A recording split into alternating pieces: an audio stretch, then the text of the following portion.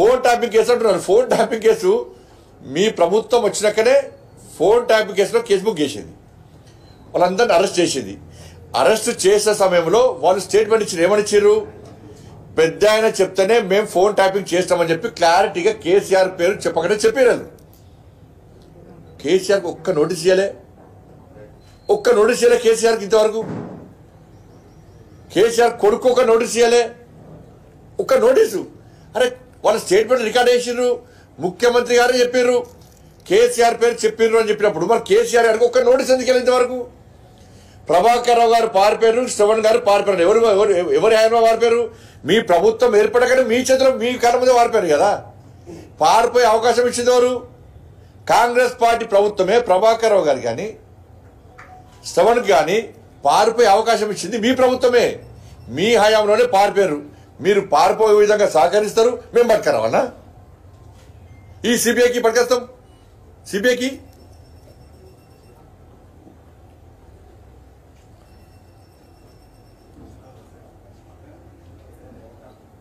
Formula erase అన్నారు. దానిలో ఎంత ఘోరం అంటే దానిలో కేసీఆర్ కొడుకు ఢిల్లీ హైకోర్టు పోయాడు, హైకోర్టు విచారణ చేసుకోవచ్చు అన్నది. సుప్రీంకోర్టు పోయాడు, విచారణ చేసుకోవచ్చు అన్నది.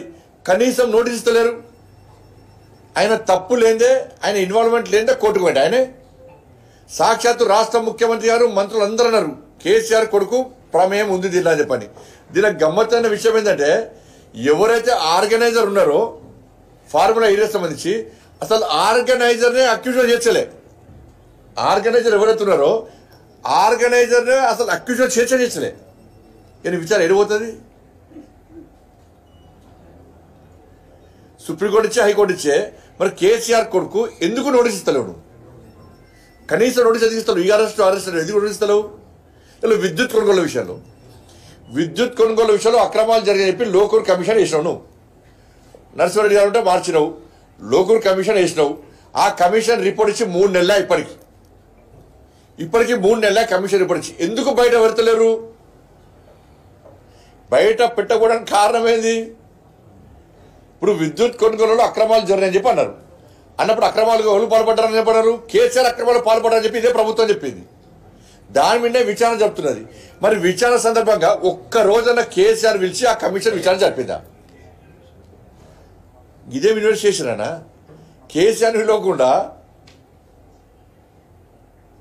ఇదే విచారణ క్లోజ్ అయిందంటే నివేదిక ఇచ్చే నివేదిక సంకలం పెట్టుకొని కూర్చుంటుంది.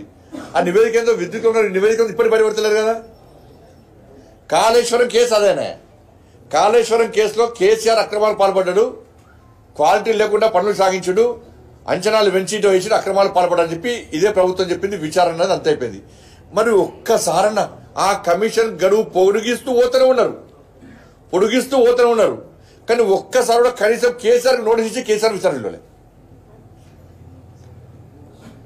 కేసీఆర్ కొడుకులోలే, కేసీఆర్ అల్లుడిలోలే ఇదే విచారణ. మరి ఒక్క నోటీస్ కనీసం కేసీఆర్ కుటుంబాన్ని టచ్ చేసే సాహసం మీరు చేయాలి. కేసీఆర్ కుటుంబానికి నోటీస్ ఇచ్చే సాహసం మీరు చేయాలి.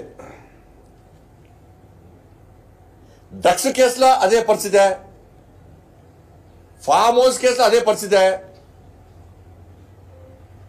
కేసీఆర్ కొడుకు వచ్చి డ్రగ్స్ తీసుకున్నాడు, మనకు ఆధారం అరెస్ట్ చేస్తా ఉన్నారు. ఏమయ్యా మరి? హైడ్రా పేరుతో కూల్స్తున్నాం పేదలు ఇల్లు కూర్చున్నారు. జన్వాడ ఫామ్ హౌస్ ఎందుకు కూర్చలేవు? ఆ జన్వాడ ఫామ్ హౌస్ విషయాన్ని కదా రేవంత్ రెడ్డి గారు జైలు పంపింది ఇదే కేసీఆర్. మరి అదే ఫామ్ హౌస్ హైడ్రాలో ఉందా లేదా? హైడ్రా ఎందుకు కూర్చలేదు? గిన్ని కేసులు ఉన్నాయి, ఒక్క నోటీసు కనీసం కేసీఆర్ కుటుంబానికి వెళ్ళే, కేసీఆర్ కుటుంబాన్ని టచ్ చేసే ప్రయత్నం చేయలే. సిబిఐకి ఇవ్వమంటే సిబిఐకి ఇచ్చే ప్రయత్నం చేస్తలేరు. ఇలా నేరుగా వచ్చే అవకాశం లేదు.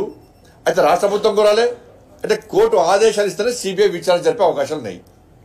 మరి మేమేం చేస్తాము? లిక్కర్ కేసులో ఈడీ సిబిఐ విచారణ జరిపినాక ఏమైంది? కేసీఆర్ బిడ్డ తీసుకెళ్ళి లోపల వేసినామా లేదా? వేసి చూపెట్టినామా లేదా? మేము చేస్తాం. కేసీఆర్ కుటుంబంలో అరెస్ట్ చేస్తాం మేము. కానీ మీరు కేసీఆర్ కుటుంబాన్ని టచ్ చేస్తున్నారు, కనీసం నోటీస్ ఇస్తున్నారంటే మీ ఇద్దరి మధ్య లాలూచి ఏంది?